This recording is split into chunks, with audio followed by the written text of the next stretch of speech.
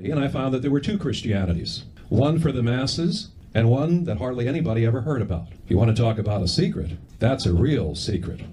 The secret was really buried by Constantine in Rome when they rallied around trying to save Rome and created a rallying point around the teachings, the outer teachings of Jesus. Now, those outer teachings is what was taught in the Christian church. The inner teachings of what he taught to his disciples, encoded in symbology, was not taught to the masses. And those particular things that were not taught to the masses are really the real secret of life and of the universe and of the power of the mind. First of all, this secret is not a secret.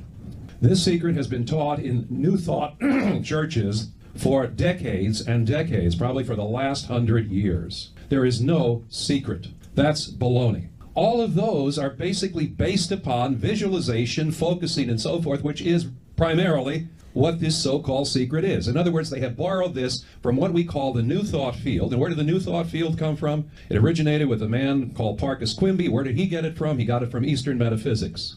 Where did the metaphysicians get it from? They got it from the mystics. Where did the mystics get it from? From higher states of consciousness.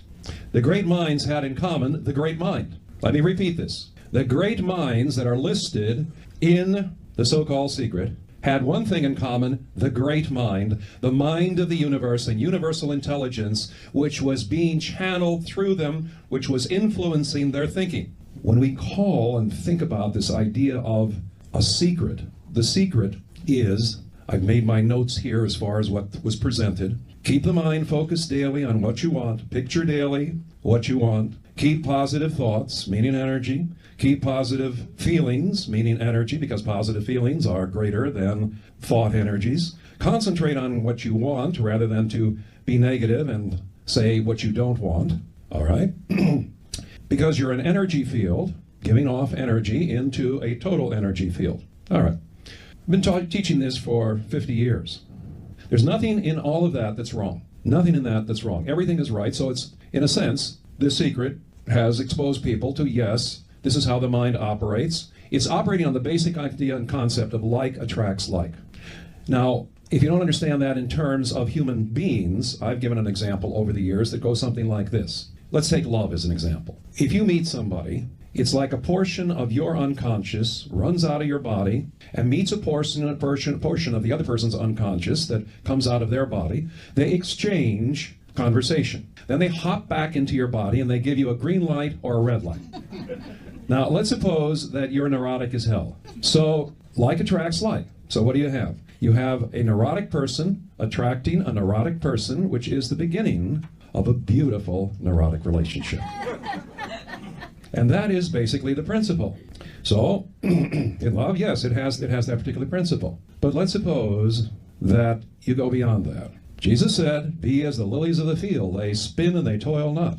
What does that mean in human terms? It means that you can do your intellectual cylinders till you're blue in the face and not necessarily anything will happen. Also, he said, "Which of you by taking thought?" Notice the word thought, because that is the criteria here of what this whole idea is built up on the secret. Which of you, by taking thought, can add 1 cubit to their stature? What does that mean? You are what you already are, with all the bells and whistles already a part of your being. You are, as he described to the disciples, literally the universe made manifest. You are all that is a walking, living representation. So what does this mean?